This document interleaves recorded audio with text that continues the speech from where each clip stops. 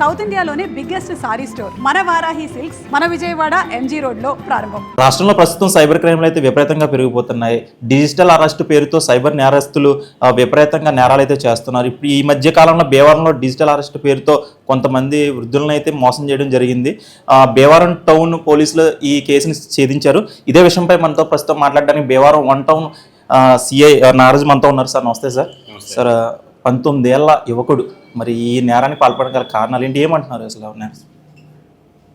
అంటే ముఖ్యంగా ఈ 19 ఏళ్ల యువకుడు ఒక్కడే నేరం చేశాడని చెప్పడం లేదు. ఈ నేరంలో ఈ యువకుడిది ముఖ్యమైనటువంటి కీలకమైనటువంటి పాత్ర అనమాట అండి. యాక్చువల్గా ఇది ఒక చైన్ సిస్టమ్ మీద జరుగుతుంది.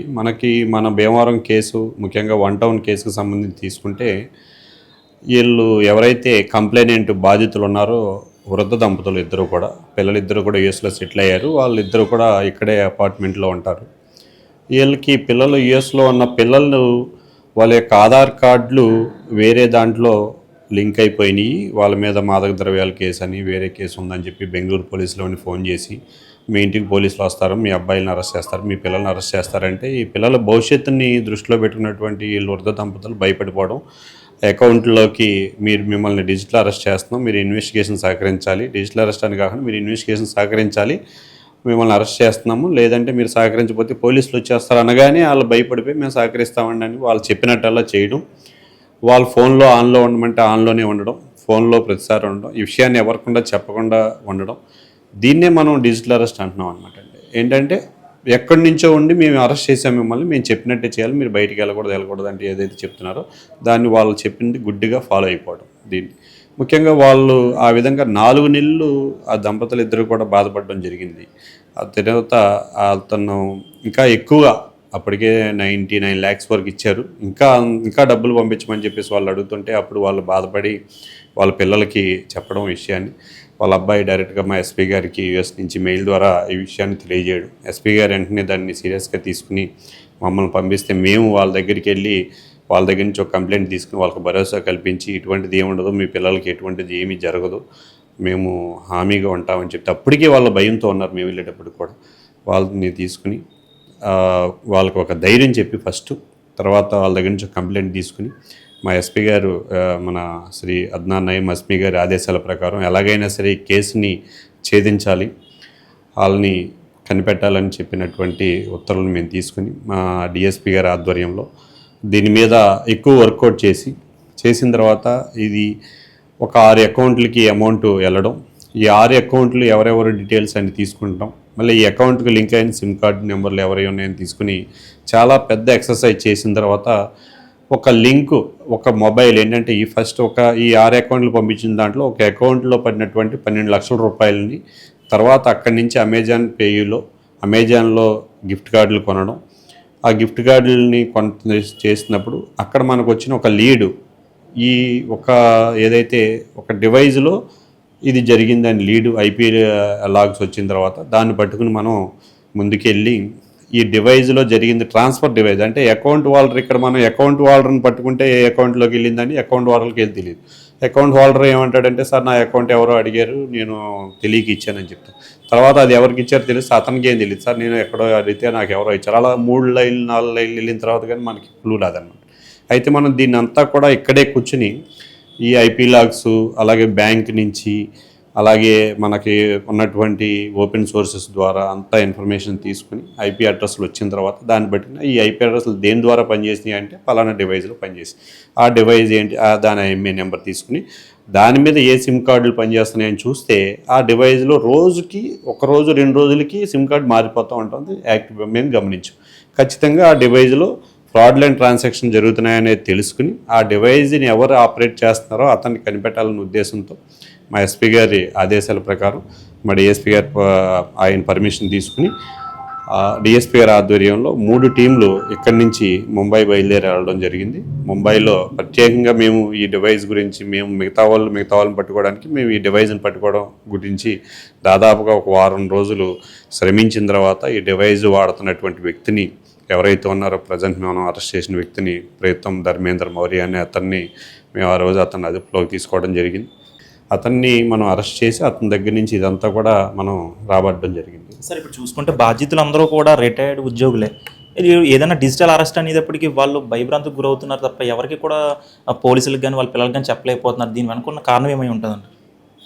అంటే కామన్గా మనకి తెలుసు మీ అందరికి కూడా, పెద్దవాళ్ళు అనేపాటికి వాళ్ళు కొంత చదువుకున్న వాళ్ళు కూడా ఎక్కువ మంది ఉంటారు, కొంతమంది చదువుకునే వాళ్ళు ఉంటారు. పిల్లల భవిష్యత్తు అనేది వాళ్ళకి చాలా ఇంపార్టెంట్. కామన్గా పోలీస్ అంటే పెద్దవాళ్ళకు ఒక రకమైనటువంటి భయం, ఒక రకమైనటువంటి గౌరవం కూడా ఉంటుంది. కొంత పోలీస్ అంటే భయం ఉండేటువంటి జనరేషన్లో ఉన్న వాళ్ళు ఏంటంటే పోలీస్ కేసులు అనగానే భయపడడం అనేది సహజంగా ఉంది. ముఖ్యంగా ఏంటంటే మన ఇంటికి పోలీసులు ఎవరు రాకూడదు, పోలీసులు వస్తే మనం అలరైపోతాం సమాజంలో అనేటువంటి భావన ఇంకా కొంతమంది ప్రజల్లో ఉండడం వల్ల ఈ డిజిటల్ అరెస్టులకి కూడా ఒక కారణం అవుతుందనేది మా భావన అనమాట అండి. ఎందుకనంటే మనకి ఏదన్నా అన్యాయం జరిగితే ముందు ఎవరైనా సరే వచ్చేది పోలీస్ స్టేషన్కి. ఈవెన్ పోలీస్ సంబంధం లేని విషయాల్లో కూడా చాలామంది తెలియని వాళ్ళు పోలీస్ స్టేషన్కి ముందు వస్తూ ఉంటారు. అటువంటి వాళ్ళకి కూడా మేము ఖచ్చితంగా న్యాయం చేసి పంపిస్తూ ఉంటాం. కానీ పోలీసులు వస్తే ఇంటికి, ఇప్పుడు సైబర్ క్రైమ్ వాళ్ళు చేసేవాళ్ళు కూడా వాళ్ళు భయపెట్టేది ఏంటంటే మీరు వెంటనే 1 అవర్లో మీ ఇంటికి పోలీసులు వచ్చేస్తున్నారు, లోకల్ పోలీస్ దగ్గర మా టీం ఉన్నారు, మీరు సహకరించకపోతే పోలీసులు వచ్చేస్తారనగానే అమ్మో ఇంటికి పోలీసు వస్తే అక్కడ మనకి ఏం జరిగిపోతుందో ఏమైపోతుందో అనేటువంటి భావన ఏర్పడుతుంది అనమాట అండి వాళ్ళకి. దాని గురించి అని వాళ్ళు భయపడి రాకుండా ఉంటున్నారు. ఏదైతే పోలీస్తో కొంచెం టచ్లో ఉంటారు, ర్యాపో మెయింటైన్ చేస్తూ ఉంటారు, పోలీసులు పరిచయం ఉన్న వాళ్ళు ఉంటారు, వాళ్ళు ఎప్పుడూ కూడా ఇటువంటి సైబర్ క్రైమ్కి మోసపోరు. కాబట్టి ప్రజలందరూ కూడా ఇటువంటి ఏమైనా వచ్చినప్పుడు ఇమీడియట్గా లోకల్ పోలీస్ వాళ్ళని సంప్రదించడం అనేది, లేకపోతే ఇమీడియట్గా 112 కాల్కి 112కి ఫోన్ చేసి చెప్పడం, లేకపోతే 1930కి ఫోన్ చేసి సమాచారం తీసుకోవడం అనేది ఖచ్చితంగా చేయాలని చెప్పి తెలియజేస్తున్నాం. సార్ అదేవిధంగా నిందితుడి దగ్గర ఇంచుమించుగా 45 సిమ్ కార్డులు ఉన్నాయి. ఒక పర్సన్కి లిమిటెడ్గా సిమ్లు ఇవ్వాల్సి అయితే ఉంది. అదేవిధంగా ఆధార్ కార్డు ఇన్ని సిమ్లని ఇవ్వాలి. బట్ అతను ఎలా ఇన్ని సిమ్లు తీసుకోవడం గల కారణం ఏంటి? అంటే ముఖ్యంగా ఇక్కడ నిందితుడి దగ్గర ఉన్న సిమ్ కార్డులు అన్నింటినీ చూసినట్లయితే, ఇప్పుడు ఇందాక నేను ఏదైతే బ్యాంక్ అకౌంట్లు ఎలా కొనుగోలు చేశారని చెప్పామో, ఈ సిమ్ కార్డులను కూడా ఇతను అన్నీ కూడా బయట నుంచి కొనుగోలు చేస్తున్నాడు. ఇతను మనకి నివసించేది ముంబైలో, మహారాష్ట్ర. ఇతని దగ్గర ఉన్న సిమ్ కార్డులన్నీ కూడా ఉత్తరప్రదేశ్ సంబంధించినటువంటి. అంటే ఇతను ఈ టెలిగ్రామ్ యాప్ల్లో సిమ్ కార్డులను కూడా కొంటున్నాడని చెప్పేసి మనకి సమాచారం, అతను చెప్పినటువంటి సమాచారం. ఇవన్నీ కూడా అక్కడి నుంచి ఇక్కడికి ఇతనికి కొరియర్లో వస్తున్నాయి సిమ్ కార్డులు. ఈ సిమ్ కార్డుల విషయంలో కూడా ఏదైతే పిఓఎస్ ఏజెంట్లు ఉంటారో, సిమ్ కార్డు ఇష్యూ చేసేటువంటి ఏజెంట్లు చేసేటువంటి చిన్న చిన్న మోసాలు ఇవన్నీ కూడా. వాళ్ళు చిన్న చిన్న డబ్బులకి వాటికి అలవాటు పడి ఎవరైతే కొంతమంది అమాయకులు ఉంటారో వాళ్ళ దగ్గరికి సిమ్ కావాలని వాళ్ళు వచ్చినప్పుడు వాళ్ళతో ఒకసారి ఫింగర్ వేయించిన తర్వాత సరిగ్గా పడలేదని రెండోసారి వేయించి ఇంకో సిమ్ కార్డు ఎక్స్ట్రా తీయడం వాళ్ళ పేరు మీద. లేకపోతే కొంతమంది సిమ్ కార్డు కావాలని వచ్చినప్పుడు ఇస్తానని చెప్పి ఫింగర్ వేయించి నీకు ఇంటికి పోస్ట్లో వచ్చేద్దని చెప్పేసి వాళ్ళకి పంపించకుండా సిమ్ కార్డ్స్ చేయడం. కొంతమంది వాలంటీర్గా తెలిసి వాళ్ళకు 1000-2000 అమౌంట్ వస్తే ఆ డబ్బులకి 1000-2000 ఆశపడి వాళ్ళ యొక్క సిమ్ కార్డు తీసుకుని కొంతమందికి ఇచ్చేయడం.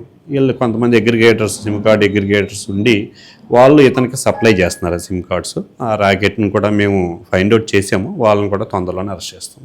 సార్ చివరిగా మరి సైబర్ నేరగాళ్ళు ఇలా పాల్పడుతున్నారు కాబట్టి ప్రజలందరూ కూడా ఎంత జాగ్రత్తగా ఉండాలంటారు?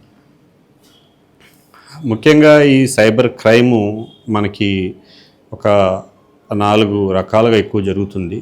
అందులో ముఖ్యమైనది ఇప్పుడు ఈ మధ్యకాలంలో జరుగుతున్నటువంటిది మెయిన్ 2 చూస్తే, ఒకటి అత్యాశ, 2 ఫియర్, భయం.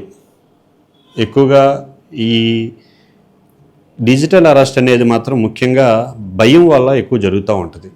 ఎందుకు ఏంటంటే పోలీస్ అంటే భయం, సిబిఐ అంటే భయం, సిఐడి అంటే భయం. దాన్ని అదునుగా చేసుకుని వీళ్ళు కొంత డేటా కలెక్ట్ చేసి ఎవరైతే వృద్ధులు ఉంటున్నారో ఏజ్ని బట్టి వాళ్ళకే కాల్ చేసి వాళ్ళనే బెదిరించి, మామూలుగా ఇలా పోలీస్ అనగానే వాళ్ళు భయపడతారని చెప్పేసి వాళ్ళని భయపెట్టి ఏదో రకంగా మాదక ద్రవ్యాల కేసు అని, లేకపోతే డ్రగ్స్ కేసు అని, మీ ఆధార్ కార్డు, కామన్గా మనం ఆధార్ కార్డు ఎక్కడో చోట ఏదో ఫ్రాడ్ చేస్తాం, మీ ఆధార్ కార్డు మిస్యూజ్ అయ్యిందని, మీ ఆధార్ కార్డు ఉపయోగించే ఇక్కడ ఈ ఫ్రాడ్లెంట్ ట్రాన్సాక్షన్ జరిగిందని, ఇటువంటివన్నీ కూడా చెప్తూ ఉంటారు అనమాట. ఈ భయం వల్ల ఎక్కువగా ఈ డిజిటల్ అరెస్ట్ అనేది జరుగుతుంది. ఆ భయం లేకుండా కొంచెం ఉండాలంటే పోలీసుకి ఏదొచ్చినా కానీ మీరు 112 కాల్ చేసి చెప్పినట్లయితే మేము వెంటనే పోలీస్ రెస్పాండ్ అవుతూ ఉంటాము. దీని గురించి మేము మా ఎస్పీ గారి ఆదేశాల ప్రకారం అవేర్నెస్ క్యాంప్స్ కూడా భారీగా పెట్టడానికి ప్లాన్ చేసుకున్నాం. ఆల్రెడీ స్కూల్స్లో కాలేజెస్లో మేము చాలా అవేర్నెస్ క్యాంప్స్ అన్నీ కూడా ఏర్పాటు చేయడం జరిగింది. ఇప్పటికి చేస్తున్నాం కూడా. ఈవెన్ మీడియా సౌజన్యంతో కూడా చాలా క్యాంపులు ఏర్పాటు చేసాం. ముందు కూడా దీన్ని పెద్ద ఎత్తున తీసుకెళ్తాం. అలాగే ఓల్డ్ ఏజ్ హోముల్లో మనకు రిటైర్డ్ ఉద్యోగుల దగ్గర ఎవరి దగ్గర అయితే ఎక్కువ అమౌంట్ ఉండి దాచుకున్న వాళ్ళు ఉంటారో బ్యాంకుల్లో, వాళ్ళందరినీ కూడా గ్యాదర్ చేసుకొని మీటింగ్లు పెట్టడం జరిగింది. ఇంకా ఈ సీనియర్ సిటిజన్ ఫోరమ్స్ని వాళ్ళని కూడా మేము సపోర్ట్ తీసుకుని అన్ని ఏరియాల్లో కూడా పెద్ద ఎత్తున ఈ అవేర్నెస్ ప్రోగ్రామ్స్ పెట్టి ఇక మీదట ఎటువంటి డిజిటల్ అరెస్ట్కు గురవ్వకుండా మన భీమవరం టౌన్లో, ముఖ్యంగా పశ్చిమ గోదావరి జిల్లాలో అన్ని రకాల చర్యలు మా ఎస్పీ గారి ఆదేశాల ప్రకారం మా డిఎస్పీ గారి ఆధ్వర్యంలో తీసుకుంటాం. ఇది సిఐ గారు చెప్తుంది. డిజిటల్ అరెస్ట్ అనేది ఏది ఉండదు, ప్రజలందరూ కూడా జాగ్రత్తగా ఉండాలి. అదేవిధంగా యువత అంతా కూడా ఈజీ మనీకి అలవాటు అయిపోయి ఈ సైబర్ నేరాలకు అయితే పాల్పడుతున్నారు. ఇటువంటి నేరాలకు పాల్పడితే తగిన చర్యలు అయితే తీసుకుంటామని చెప్పేసి సిఐ చెప్తున్నారు. వీడియో జర్నలిస్ట్ ఆదితో సాయిరామ్, ఇట్స్ యూటీవీ, భీమవరం.